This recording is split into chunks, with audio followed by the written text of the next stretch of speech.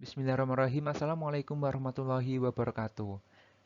Halo teman-teman semuanya, saya Nur Rohim, saya ASN Kementerian Kesehatan. Senang sekali saya bisa bertemu dengan teman-teman semuanya, pejuang ASN tahun 2025 atau teman-teman yang mau UKOM nanti bisa melihat video saya. Ini saya membuat video sudah part 3, nanti bisa teman-teman bisa lihat dari part 1 sampai part 3 ini. Tetapi sebelum kita mulai ke soal yang pertama, mohon izin teman-teman untuk subscribe terlebih dahulu agar saya semangat dalam membuat soal-soal berikutnya. Oke, langsung saja teman-teman, kita ke soal yang pertama.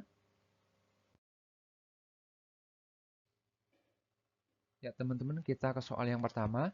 Seorang pasien laki-laki usia 65 tahun dirawat karena pneumonia. Hasil pengkajian menunjukkan pasien batuk tidak efektif, terdapat ronki basah pada paru, dan produksi sekutu meningkat. Diagnosa keperawatan yang paling tepat adalah A. Gangguan pertukaran gas, B. Bersihan jalan napas tidak efektif, yang C. Pola nafas tidak efektif, yang D. Intoleransi aktivitas. Kira-kira apa nih teman-teman jawabannya? Ya, jadi kita cari kata kuncinya terlebih dahulu. Jadi, di sini adalah terdapat ronki basah pada paru dan produksi seputung meningkat. Yang A, gangguan pertukaran gas. Kalau pertukaran gas itu biasanya pasien sianosis, kemudian terjadi perubahan pada hasil analisa gas darah. Jadi ini tidak, teman-teman. Yang B, bersihan jalan napas tidak efektif. Nah, ini jadi jawabannya di sini adalah B, bersihan jalan napas tidak efektif, yaitu ditandai dengan produksi seputung yang meningkat, kemudian ronki pada paru gitu. Kemudian yang C, pola nafas tidak efektif, ini tidak ya teman-teman. Kalau pola nafas biasanya nanti ditandai dengan ciri-ciri menggunakan otot bantu nafas. Kemudian kalau intoleransi aktivitas ini tidak. Oke, jadi jawabannya di sini adalah yang B.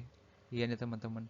Bersihin jalan nafas tidak efektif, lebih tepat jika seputum atau obstruksi, kemudian gangguan pertukaran gas ini adalah eh, adanya perubahan warna kulit, cyanosis, perubahan AGD, kemudian kalau intoleransi aktivitas berkaitan dengan kelelahan saat melakukan aktivitas. Oke, lanjut ke soal yang berikutnya. Lanjut ke soal yang berikutnya. Soal nomor 2 adalah seorang laki-laki 55 tahun dirawat di IGD karena sesak nafas. Hasil pengajian menunjukkan pola nafas cepat dan dangkal, frekuensi nafas 28 kali per menit, penggunaan otot bantu nafas, dan pasien tampak gelisah.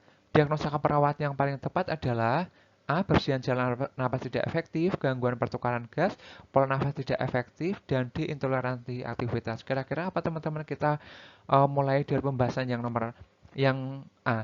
Bersihan jalan napas tidak efektif ini tidak. Kalau bersihan napas tadi ada lendir, ada ronki, kemudian gangguan pertukaran gas. Kalau gangguan pertukaran gas itu adanya perubahan di AGD, cyanosis gitu tadi sesuai materi yang sebelumnya. Kemudian yang C adalah pola nafas tidak efektif. Nah, ini kalau pola nafas, kata kuncinya adalah otot bantu nafas. Ya, ini jadi jawabannya adalah C. Kalau intoleransi aktivitas yaitu tidak. Kalau intoleransi aktivitas kepada aktivitasnya. Gitu. Jadi jawabannya C ya, teman-teman. Kita ke pembahasannya. Oke, kita ke soal yang selanjutnya. Soal nomor 3, seorang wanita 65 tahun mengalami kelemahan otot sisi kanan akibat stroke. Dokter menyarankan alat bantu berupa tongkat. Apa yang perlu diajarkan perawat dalam menggunakan tongkat? A. Pegang tongkat di sisi yang lemah untuk membantu keseimbangan. B. Pegang tongkat di sisi yang kuat, maju bersama kaki yang kuat. C. Pegang tongkat di sisi yang kuat, maju bersama kaki yang lemah. Digunakan tongkat hanya saat naik tangga. Ya, jadi di sini pasien stroke mau menggunakan tongkat.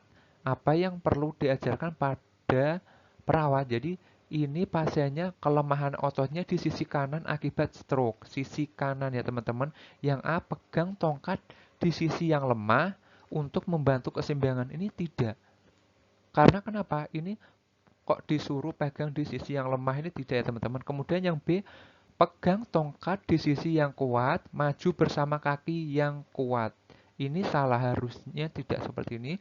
Kemudian yang C, pegang tongkat di sisi yang kuat, maju bersama kaki yang lemah. Nah, ini yang benar ya teman-teman.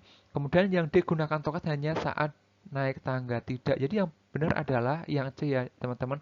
Pegang tongkat di sisi yang kuat, maju bersama kaki yang lemah. Jadi jawabannya adalah C. Ya, gitu aja teman-teman. Ditunggu soal-soal berikutnya. Saya akhiri, wassalamualaikum warahmatullahi wabarakatuh.